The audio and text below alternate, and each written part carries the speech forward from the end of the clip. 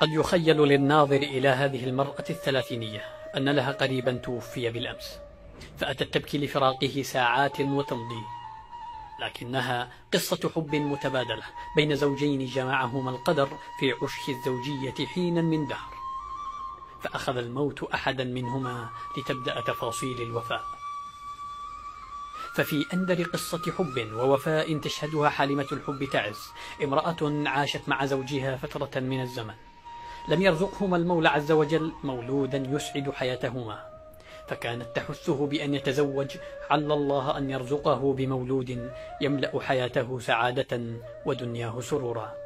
لكنه وفاء المحب لحبيبه رفض أن تأتي امرأة أخرى تنافسها حبه وتشعل فتيل الغيرة في أرجاء المنزل، وبين حث الزوجة للزوج على الإتيان بأخرى ورفض الزوج ودون سابق إنذار انتقل حبيبها إلى الدار الآخرة، تاركا لها من متاع الدنيا الكثير من عقارات وأموال ما يجعلها تعيش ملكة في خدرها، لكنها أبت إلا أن تبادل وفاءه بوفاء وتكمل عمرها نهارا مع قبره وليلا مناجاة له بالغفران وابتهالا للحاق به.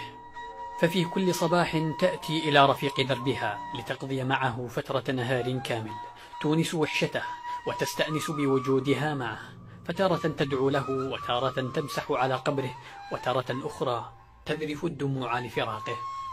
وفاء قل أن تجد له مثيلا في هذا الزمن. في هذه البقعة من العالم المتوارية عن أنظار الكاميرا تعيش حياتها بهدوء وسكينة بجوار حبيبها النائم في رحلة الخلود. لم يكن بإمكاننا إلا أخذ لقطات عن بعد دون أن نشعرها بذلك، احتراما لها وتقديرا لوفائها.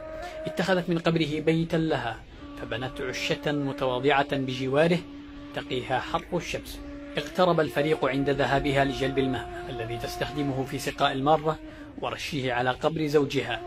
لم يستطع أحد إقناعها من المكوث جوار قبر زوجها، علما بأنها تحفظ القرآن كاملا كما سمعنا من أهالي المنطقة.